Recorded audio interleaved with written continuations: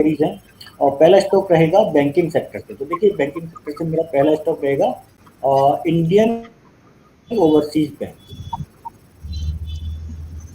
जी sir. IOB। जी।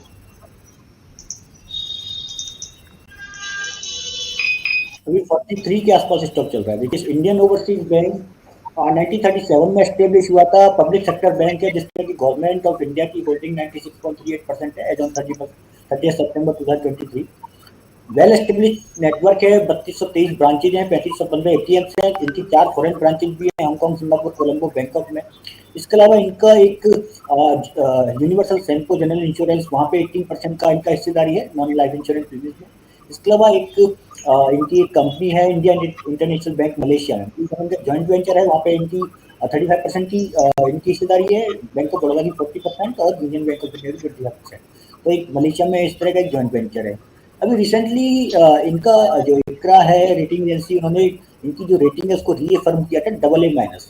तो कहीं ना कहीं उससे भी एक बहुत पॉजिटिव संकेत आता है, रेटिंग कैंडिडेट बनता है, क्योंकि इनकी जो लॉन्ग टर्म रेटिंग हुई है वो बिकॉज इनकी जो सॉल्वेंसी प्रोफाइल है वहाँ पे इम्प्रूवमेंट हुआ है, कैपिटल पोजीशन में इम्प्रूवमेंट हुए हैं, प्रॉफिटेबिलिटी जो लेवल्स हैं वहाँ पे इम्प्रूवमेंट हुए हैं। और ये जो इम्प्रूवमेंट हो रहे हैं बेसिकली क्यों हो रहे हैं, क्योंकि इनकी जो लीगेसी स्ट्रेस्ड असेट्स है यानी कि जो NPA, तो वहाँ पे बहुत अच्छा रिडक्शन देखने को मिला है, क्रेडिट कॉस्ट लोअर हुई है, उसके अलावा कंसिक्वेंट इम्प्रूवमेंट हुआ इनकी और कोर और नेट ऑपरेटिंग प्रॉफिटेबिलिटी। देखिए गवर्नमेंट ऑफ इंडिया का 96.38% है। ड्यूरिंग द ईयर फाइनेंशियल 28 से 22 के दौरान गवर्नमेंट ऑफ इंडिया ने इसमें 24,000 करोड़ का फंड इंफ्यूज किया था थ्रू रिकैपिटलाइजेशन बॉन्ड।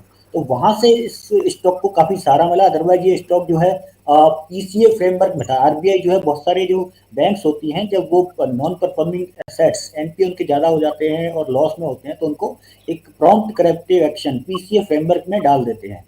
तो ये इन सब जब ये बैंक के गवर्नमेंट ने जब इन पर कैपिटल इंफ्यूज किया और इनके जो NPA लेवल्स हैं वो डाउन हुए, प्रॉफिटेबिलिटी इंप्रूव हुई, तो सितंबर 2021 में RBI ने इनको PCA से बाहर कर दिया। तो एक बहुत बड़ा इंप्रूवमेंट इनको देखने को मिला। इसके अलावा जो कासा डिपॉजिट 6.5% है बैंक के सितंबर 23 में, जो कि इन लाइन है जो पब्लिक सेक्टर बैंक का जो एवरेज है उसके इन लाइन है। सितंबर 23 के जब रिजल्ट्स आए तो देखिए सितंबर 23 के रिजल्ट्स में जो इनका इनकम है, इनकम में अगर हम quarter on quarter year on year base पे देखें तो 20% का जंप इनकम में देखने को मिला, ऑपरेटिंग प्रॉफिट में 12% का जंप देखने को मिला और नेट प्रॉफिट में 24.58% का हमें इंक्रीज देखने को मिला। इसके अलावा अगर हम NPS की बात करें तो बहुत अच्छा इन्होंने NPA को कंट्रोल किया। सितंबर 22 में जो इनका ग्रॉस NPA था वो 8.53% था, जो कि घटकर 4.74% रह गया। इसके अलावा नेट NPA जो सितंबर 22 में 2.56% था वो घटकर 0.68% पे आ गया है। तो जबरदस्त प्रोविजन कवरेज रेशियो 90.94% है सितंबर 22 में, और 96.7% हो गया। तो बहुत मेजर जो है इन्होंने अपने प्रोविजन से लार्जली इन्होंने कवर कर लिए हैं। इसके अलावा देखिए कंपनी को डिजिटल बैंकिंग, मोबाइल बैंकिंग की तरफ जा रही है, इनके इंटरनेट बैंकिंग कस्टमर जो है कंटिन्यूसली इंप्रूव हो रहे हैं। इसके अलावा मोबाइल बैंकिंग के जो कस्टमर्स हैं वो कंटिन्यूसली इंप्रूव हो रहे हैं। वैल्यूएशन की बात करें तो देखिए इनका कंपनी का ये सब इंप्रूवमेंट होने से रिटर्न ऑन इक्विटी में जबरदस्त इंप्रूवमेंट हुआ है, रिटर्न इक्विटी 16.16% हो गई है। इसके अलावा इनका जो बुक वैल्यू है वहां पे भी इंप्रूवमेंट देखने को मिला है। तो इन सब चीजों को देखते हुए और इनके जो लीगेसी जो NPAs हैं वो लार्जली प्रोवाइड हो गए हैं, तो हमें लगता है कि गोइंग फॉरवर्ड जो इनकी प्रॉफिटेबिलिटी है वो इम्प्रूव होगी, क्योंकि इनका लो क्रेडिट कॉस्ट है उसकी वजह से, और बेटर एसेट क्वालिटी होगी। तो इसकी वजह से हमें लगता है कि ये स्टॉक काफी अच्छा एक रीरेटिंग कैंडिडेट बनता है आगे के लिए। 43 रुपीज के लेवल पे बाय कर सकते हैं, या थोड़ा सा कहीं गिरावट देखने को मिले 40 रुपीज तक वहां पे खरीदारी कर सकते हैं। हमारे जो स्टॉक में जो टारगेट्स रहेंगे वो पहला टारगेट रहेगा 51 का, दूसरा टारगेट रहेगा 64 का। तो on an average more than 50% का रिटर्न अगले 6 से 12 महीने में ये स्टॉक देने की क्षमता रखता है। एक स्टॉप लॉस जरूर लगा सकते हैं टेक्निकल बेस पर, अगर देखें तो मुझे लगता है कि 36 रुपीज के नीचे का डेली क्लोजिंग बेस पे एक स्टॉप लॉस लगा के और स्टॉक को बाय किया जा सकता है। जी ठीक है, तो एक स्टॉक रिकमेंडेशन सर की तरफ से आ गई है। सर ने कंप्लीट एनालिसिस करके उसके बारे में बता दिया है, चाहे बात फंडामेंटल्स की हो, चाहे बात टेक्निकल्स की हो, चाहे बात टारगेट्स की हो, सारी की सारी जानकारी ले ली है। सर सेकंड स्टॉक कौन सा था आपकी लिस्ट में? देखिए बिल्कुल, देखिए सेकंड स्टॉक ये भी एक टर्नअराउंड स्टोरी है। कंपनी का नाम है Eureka Forbes, EUREKAFORBES, Eureka Forbes.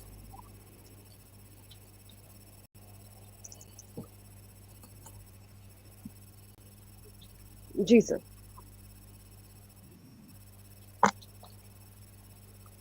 बिल्कुल, तो देखिए यूरेका फोर्ब्स 500 रुपीज के आसपास स्टॉक चल रहा है। यूरेका फोर्ब्स के बारे में बताना चाहूंगा। देखिए 1982 में यूरेका फोर्ब्स फाउंडेड हुआ था। ये टाटा ग्रुप की जो कंपनी है फोर्ब्स एंड कंपनी और स्वीडिश मैन्युफैक्चरर इलेक्ट्रोलक्स, उनके बीच में 60-40 का जॉइंट वेंचर था, वो फॉर्म हुआ। उसके बाद 2001 में टाटा ग्रुप ने इसको सोल्ड कर दिया सापुरजी पल्लंजी ग्रुप को, और उसके बाद 2022 में सापुरजी पल्लंजी ग्रुप ने इसको सोल्ड कर दिया एडवेंट इंटरनेशनल कॉर्पोरेशन को। एडवेंट इंटरनेशनल एक basically global private equity fund है, जो कि अब इसको फोर्ब्स यूरेका फोर्ब्स को मैनेज करता है। तो एक प्रोफेशनल मैनेजमेंट है। और पी इक्विटी फंड इसका, इनका जो एडवेंट इंटरनेशनल है, इनका 72.56% स्टेक इस कंपनी में है। और ये जो यूरेका फोर्ब्स है, उसके बाद सेपरेट हुई फोर्ब्स एंड कंपनी से, और रिसेंटली लिस्टेड हुई लास्ट ईयर बीएससी पर। केवल ये बीएससी पर ही लिस्टेड स्टॉक है। यूरेका फोर्ब्स की बात करें तो देखिए ये इंडिया का लीडिंग हेल्थ और हाइजीन ब्रांड है, और 4 डिकेड से ज्यादा का एक्सपीरियंस है, एग्जिस्टेंस है कंपनी का। इनका जो प्रोडक्ट्स है, पोर्टफोलियो है, वो basically water purification, vacuum cleaning और एयर प्योरिफिकेशन है।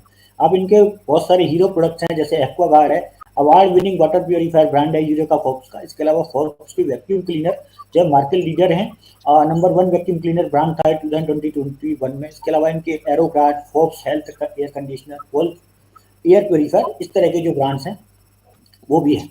कंपनी का अभी रिसेंटली देखिए केयर ने इनकी रेटिंग को इम्प्रूव किया है, और इनकी रेटिंग को रिवाइज किया है केयर ए स्टेबल से केयर ए प्लस स्टेबल। तो एक बहुत बड़ा रेटिंग में इम्प्रूवमेंट कंपनी की में आया है। और ये रेटिंग में इम्प्रूवमेंट बेसिकली क्यों आया है, क्योंकि इनकी जो प्रॉफिटेबिलिटी है वो इंक्रीज हुई है due to cost rationalisation measure जो मैनेजमेंट ने लिए हैं। और इसके बाद कुछ लॉस मेकिंग जो बिजनेसेस थे उनको डिसकंटिन्यू कर दिया है। इसके अलावा ये फर्दर जो कंपनी का जो फोकस है वो अपनी प्रॉफिटेबिलिटी इंक्रीज करने को है, और जो इनकी हाई मार्जिन सर्विस बिजनेस है, जो कि करीब करीब ओवरऑल रेवेन्यू का 30% कंट्रीब्यूट करते हैं, तो वहां पे कंपनी का फोकस है कि हाई मार्जिन बिजनेस में जो है वहां पे फोकस बढ़ाया जाए, वहां से रेवेन्यू ज्यादा इंक्रीज किया जाए। इसके अलावा देखिए एक मेजर इंप्रूवमेंट ये हुआ है कि जो इनका डेट था मार्च 31 में इनका डेट 256 करोड़ का था, जो सितंबर 30 2023 में घटकर केवल 80 करोड़ रह गया। और फर्दर मैनेजमेंट की योजना ये है कि उसको भी और घटाकर बिल्कुल जीरो डेट कंपनी ये कर लेंगे। अभी पीछे सितंबर क्वार्टर के जब रिजल्ट्स आए थे, देखिए सितंबर क्वार्टर के रिजल्ट में हालांकि रेवेन्यू में बहुत बड़ी कोई इंप्रूवमेंट नहीं थी, अगर हम बाई बेसिस पे देखें 3% का इंप्रूवमेंट था। बट इबिटा बेस पे देखें तो 10-43 बेसिस पॉइंट का इंप्रूवमेंट था। मतलब इबिटा में इबिटा जो हाईएस्ट मार्जिन इबिटा मार्जिन के आए थे वो 10.56% थे। इसके अलावा पैट, जो कि इनका अगर हम Q2 फाइनेंशियल 23 की बात करें तो वहां पे नेगेटिव था, मतलब लॉस था कंपनी को 26.8 करोड़ का, और यहाँ पे जो इनका था वो 25.5 करोड़ का प्रॉफिट हो गया। तो ये एकदम टर्न अराउंड हो गया है। इसके अलावा कंटिन्यू इनका जो बिजनेस है 4.8% से ग्रो कर रहा है, और पिछले 5 क्वार्टर में हाईएस्ट ग्रोथ इनकी लास्ट क्वार्टर में आई है। और ग्रोथ जो है वो वॉल्यूम ड्रिवन हो रही है, सबसे बड़ी बात है। तो इनका वॉल्यूम में भी ग्रोथ जबरदस्त हो रही है, और दोनों ही वाटर प्योरीफायर और वैक्यूम क्लीनर दोनों ही जगह इनका वॉल्यूम में ग्रोथ हो रहा है। इसके अलावा कंपनी के जो मार्जिन है वो भी कंटिन्यूसली सिक्वेंसली इंप्रूव हो रहे हैं। बट 323 में इनके मार्जिन जो 8.7% थे वो अब बढ़कर 10.5% हो गए हैं। ठीक है, एक मेजर रीरेटिंग कैंडिडेट क्यों है वो इसके लिए भी और भी रीजंस हैं। कि सबसे पहले तो कोरोना के बाद लोगों को कॉन्शियसनेस काफी हो गई है कि हेल्थ और हाइजीन को लेके, तो डेफिनेटली इनके जो दोनों ही प्रोडक्ट हैं वो इस कैटेगरी में बिलोंग करते हैं। इसके अलावा अगर हम देखें तो इंडिया में जो पेनिट्रेशन है वो पेनिट्रेशन अभी अगर हम जैसे टेलीविजन की बात करें तो 65% पेनिट्रेशन है टेलीविजन का, लेकिन अगर वाटर प्योरीफायर की बात करें तो वो केवल 5% है। वैक्यूम क्लीनर की बात करें वो केवल 1% पेनिट्रेशन है।